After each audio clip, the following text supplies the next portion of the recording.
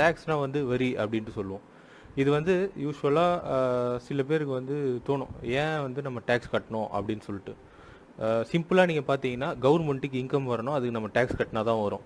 இதை நீங்கள் இன்னும் கொஞ்சம் டீப்பாக பார்க்கணும் அப்படின்னா, இப்போது நீங்கள் வந்து ஒரு பொருளை வந்து தயாரித்து ஒன்று வந்து விற்கணும் அப்படின்னு நினைக்கிறீங்க அப்படின்னா, அதுக்கு வந்து உங்களுக்கு வந்து சில சர்டன் ரிசோர்ஸ் தேவை.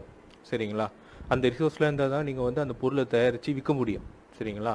ஸோ ஒரு நாட்டோட ரிசோர்ஸ்லாம் வந்து நீங்கள் ஒரு பிஸ்னஸ் பண்ணுறதுக்காக அந்த நாட்டிலேருந்து தராங்க உங்களுக்கு. அதை நீங்கள் யூஸ் பண்ணி ஒரு பொருள் தயாரிக்கிறீங்க. அதேமாரி அவங்க இன்னொரு ரிசோர்ஸ் வந்து அதை விற்க வைக்கிறாங்க. அதில் விற்று நீங்கள் லாபம் பார்க்குறீங்க. அந்த லாபத்துக்கு தான் வந்து நீங்கள் டேக்ஸ் அப்படின்ட்டு கட்டுறீங்க.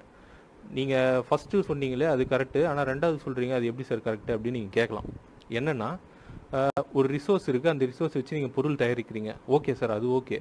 ஆனால் இப்போது இன்னொரு ரிசோர்ஸ் ஒன்று தராங்க, அதை வச்சு நீங்கள் விற்கிறீங்க அப்படின்ட்டு சொல்கிறீங்களா, அது எப்படி சார் அப்படின்னு கேட்கலாம். இப்போது நீங்கள் வந்து இந்த நாட்டில் இருக்கீங்க, சரிங்களா? இந்த நாட்டில் ஏதோ ஒரு பொருள் இருக்குது, அந்த பொருளை வச்சு ஒரு ப்ராடக்ட் ஒன்று தயாரிக்கிறீங்க. யாருக்கு விற்பீங்க? இங்கே இருக்க பாப்புலேஷன், இங்கே இருக்க மக்களுக்கு தான் விற்க முடியும். புரியுதுங்களா?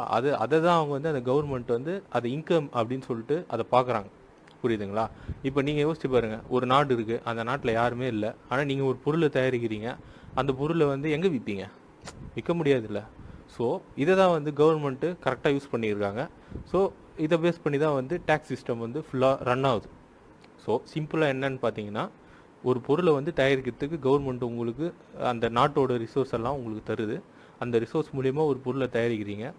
அந்த பொருளை வந்து அவங்களோட இன்னொரு ரிசோர்ஸாக நினைக்கிற அவங்களுக்கு நீங்கள் வந்து அந்த பொருளை விற்கிறீங்க. அதில் வர லாபத்தை தான் நீங்கள் வந்து கவர்மெண்ட் வந்து டேக்ஸாக கேட்குது. புரியுதுங்களா? நெக்ஸ்ட் வீடியோ இந்தமாரி ஒரு பிஸ்னஸ் சம்மந்தமாக கமெண்ட்டில் போடுங்க. அதை பார்த்துட்டு அதுக்கேற்ற மாதிரி உங்களுக்கு எவ்வளோ பாசிபிள் டைமில் போட முடியுமோ அவ்வளோ சீக்கிரம் அந்த வீடியோவை அப்லோட் பண்ணுறேன். Thank you friends.